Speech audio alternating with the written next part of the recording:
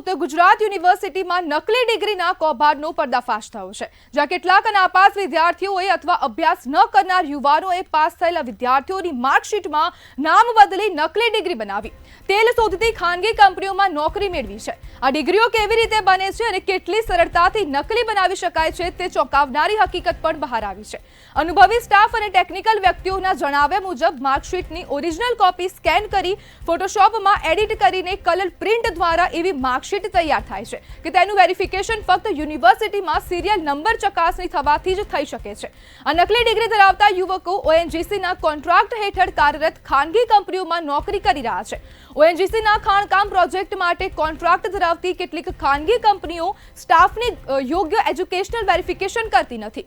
ઓએનજીસીના નિવૃત્ત કર્મચારીએ જણાવ્યું કે આ કૌભાંડને કારણે સાચી લાયકાત ધરાવતા યુવકો સાથે અન્યાય થઈ રહ્યો છે।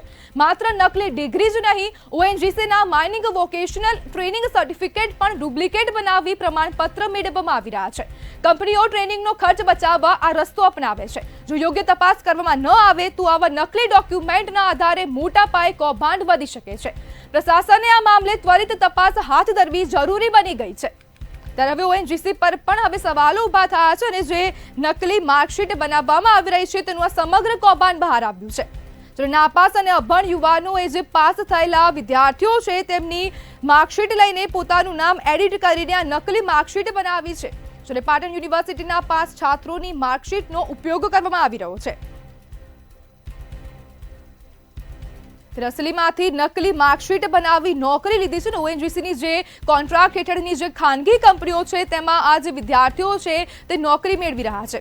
જ્યારે જે સાચા લાયકાતવાળા જે વિદ્યાર્થીઓ છે તે પણ આ નોકરીથી હવે વંચિત થતા જોવા મળી રહ્યા છે। ત્યારે બીજા બાજુ ઓએનજીસીની તેલ કાઢતી કંપનીમાં નોકરી મેળવી લીધી છે અને અનેક યુવકોએ નકલી માર્કશીટ બનાવીને નોકરી મેળવી લીધી છે। માર્કશીટ માફિયાનું આ નવું ષડયંત્ર બહાર આવ્યું છે। ઉત્તર ગુજરાત યુનિવર્સિટીનો આ સમગ્ર મામલો સામે આવ્યો છે, જેમાં બે વિદ્યાર્થીઓના નામ પણ સામે આવ્યા છે, જેમાં ઓએનજીસીના માઇનિંગ વોકેશનલ સર્ટિફિકેટ પણ ડુપ્લિકેટ બનાવવામાં આવી રહ્યા છે।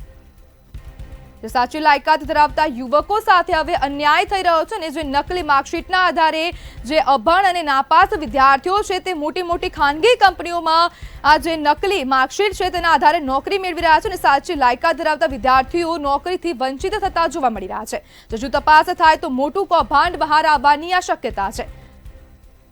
નાપાસ અભણ યુવાનોએ નકલી માર્કશીટ બનાવીને સમગ્ર જે નોકરીનો જે આ મામલો છે તે પોતાના નામે કર્યો હતો। ત્યારે આપણી સાથે સિનિયર પત્રકાર તેજસ રાવળ જોડાઈ ગયા છે। જે તેજસભાઈ, નાપાસ અભણ યુવાનોએ નકલી માર્કશીટ બનાવી, શું કહેશો? અવાજ આવી રહ્યો છે મારો?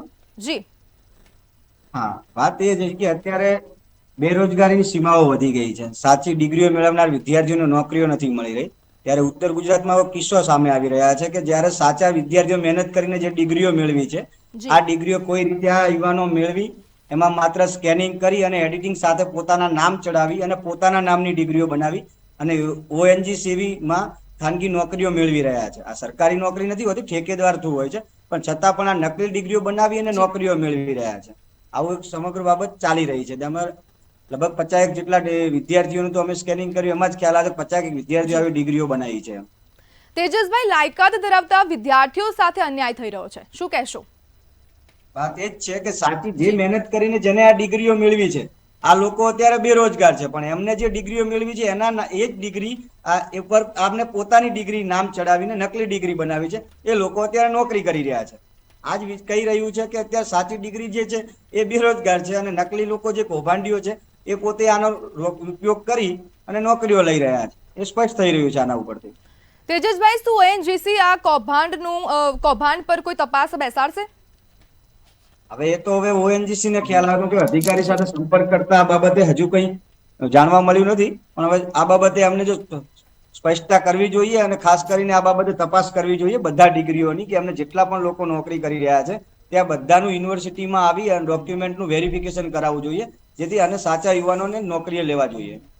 જી તેજસભાઈ, આ જે સમગ્ર કૌભાંડ બહાર આવ્યું છે તેમાં ઓએનજીસીની જે કોન્ટ્રાક્ટ હેઠળની ખાનગી કંપનીઓ છે તેમાં જે લોકો ત્યાં નોકરી મેળવવા આવે છે તો તેમનું જે એજ્યુકેશનલ વેરિફિકેશન થવું જોઈએ તે પણ નથી થતું, તો તે કેટલું યોગ્ય છે? વેરિફિકેશનનો રૂલ્સ જ છે કે કોઈ પણ યુવાનને જ્યારે નોકરી કોઈ પણ કંપની લેતી હોય ત્યારે યુનિવર્સિટીમાં તેનું વેરિફિકેશન કરાવવાનું હોય છે. જી પણ મોટા ભાગે કંપનીઓ શું કરતી હોય છે કે ક્યારેક આ બાબતમાં પડતી નથી હોતી અને ડાયરેક્ટ જ કરી લેતી હોય. ખરેખર આ ચાલે નહીં, કેમ કે તેની કોની ડિગ્રી છે, શું છે, એ બધું જ એનું વેરિફિકેશન કરાવવું જ પડતું હોય છે. પણ ક્યાંક ને ક્યાંક ઠેકેદારો દ્વારા પોતાની રીતે મોટી બચત કરવા માટે હવે કે તમે લાયકાત વાળા યુવકને નોકરી લેવી હોય બીએસસી જી ના, તો એને 35,000 50,000 પગાર આપવો પડે. જ્યારે આવા યુવકો જે હોય છે, જે ફરજી ડિગ્રીઓ વાળા, એ 15,000 અને 12,000 મળી રહેતા હોય છે, જેથી એમની આર્થિક બચત થતી હોય છે, જેના કારણે આ લોકો પણ ક્યાંક ને ક્યાંક એના ભાગીદાર બની રહે છે. જી તેજસભાઈ, જોડાવા બદલ આપનો આભાર. પાટણ યુનિવર્સિટીના જે છાત્રો છે તેમની સાથે અન્યાય થઈ રહ્યો છે. નકલી માર્કશીટમાંથી નકલી માર્કશીટ બનાવીને નોકરી લેવાનું આ સમગ્ર કૌભાંડ સામે આવ્યું છે.